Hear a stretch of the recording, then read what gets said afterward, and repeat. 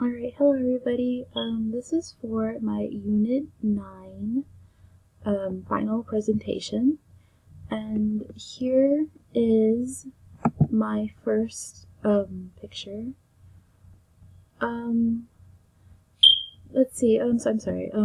This is my first pattern design for my vector graphics class that I did in the beginning of the semester.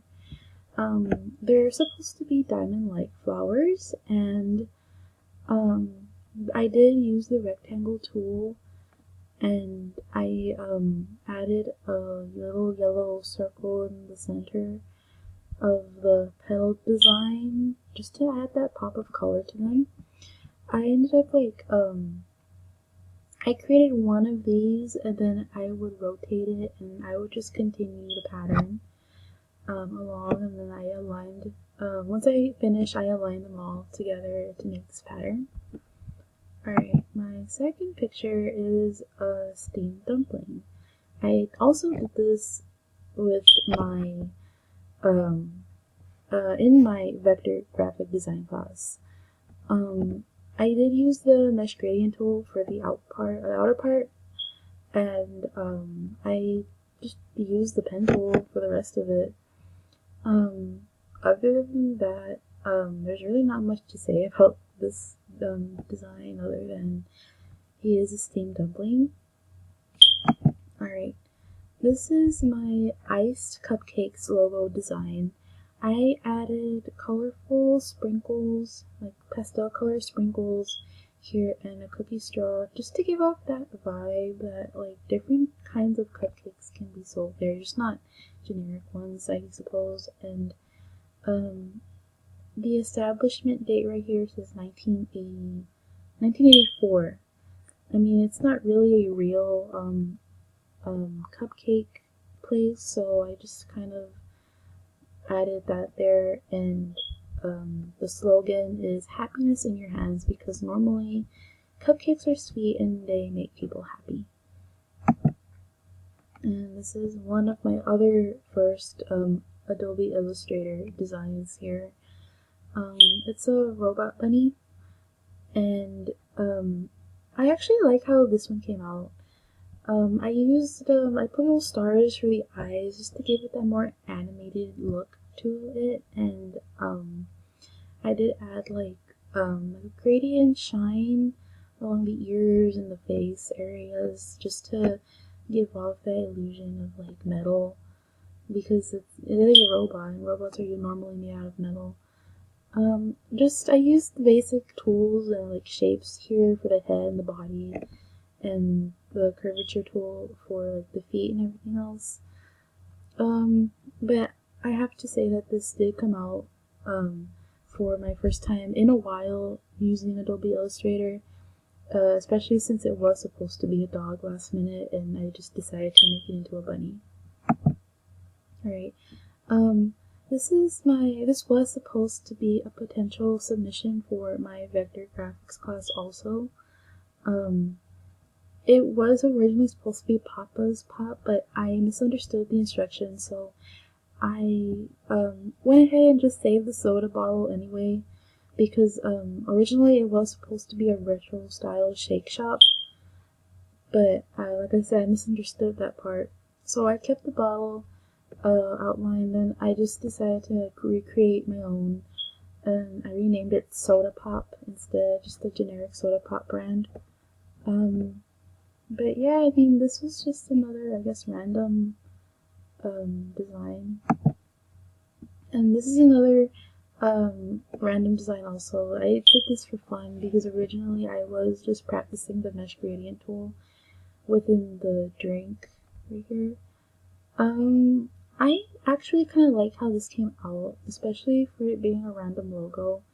I did choose this font. I don't remember the name of this font, but I thought it did suit the type of logo it's supposed to represent, I suppose. And then I added bubble tea, ice cream, and more just for the etceteras. But this wasn't a bad logo design in my opinion. Okay, this one is a rose we were supposed to recreate in my vector graphics class also. I have to say that this was one of my hardest, not hardest, I wouldn't say that, but it was pretty difficult though.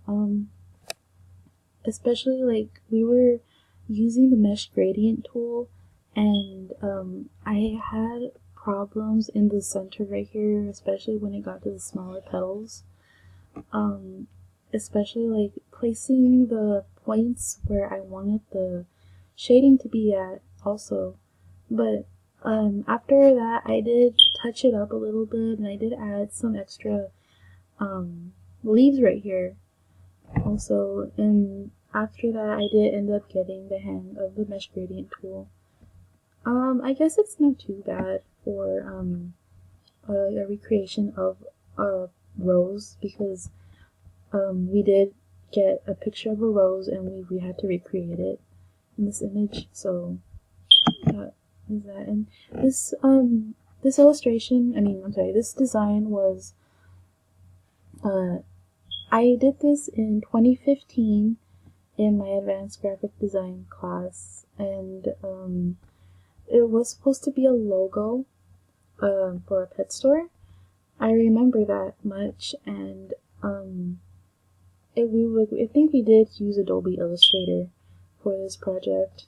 It's not much, really, especially since we were like just barely using Adobe Illustrator and Photoshop and such, and other than that, it's not really much. It was made a long time ago, like 3 years ago, 4 years ago almost. Alright, so here is my 2D project, and I did have a little bit of difficulties with this, but let's see, it's supposed to be like a factory of some sort. I did use that 2D cube guide as a guide for making these cubes, but it wasn't, honestly, I did have difficulties with this, but I will go back and like recreate this later, and I will be able to like understand the 2D concept a little bit more. Alright, and this is my Glow Bowling logo right here. I did take a random picture of a bowling pin on my phone, and I just drew it. I recreated it, and I did the outer blur here, and I did the outer blur on the text also, because it is Glow Bowling, and I wanted it to be neon. And I did use the mesh gradient tool right here. But this was another random logo design as well. Alright, and this was a mouse. We were supposed to draw our favorite animal for this class, so I drew a mouse, because it does happen to be one of my favorite animals, and I think I could have done better here, but it's not too bad. And I think it's kind of cute in a way. But yeah, that's all I can say about this one. And here is my last design piece. So in this one, this was a potential logo idea for my business card and business design business. There we go. I took the inspiration from music notes and flowers, and I added three multicolored flowers right here. They didn't look like this before, and I did edit it. I did end up editing it because they had like 4 petals each, so this was the final design. I ended up refining the strokes of the L right here, and I guess it wasn't too bad. So let's see. Overall, this is the website right here. All of my drawings were most of them, not all of them, were done for my vector graphics class. Maybe like 3 of them were like done for fun. I did end up retouching a lot of them, and my print portfolio is pretty much the same, except like maybe excluding a couple of them. But let's see right here. Alright, here's my print design. Here's my print design portfolio. Here is my logo design. I kept the same font, same concept and everything. I wanted to keep it simple. I didn't want to go too extreme because I wanted the theme to be black and white. Black and white, but there's still something there.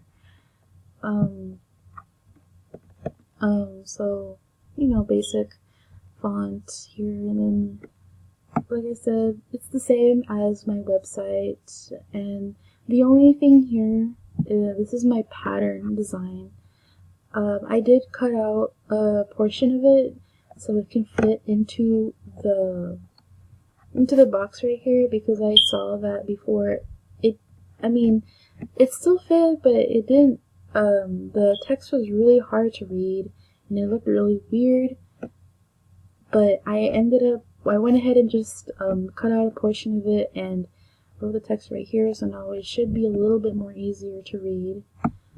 And other than that, like I said before, it's pretty much the same as on my website. So other than that, that's all I have to say about my print portfolio.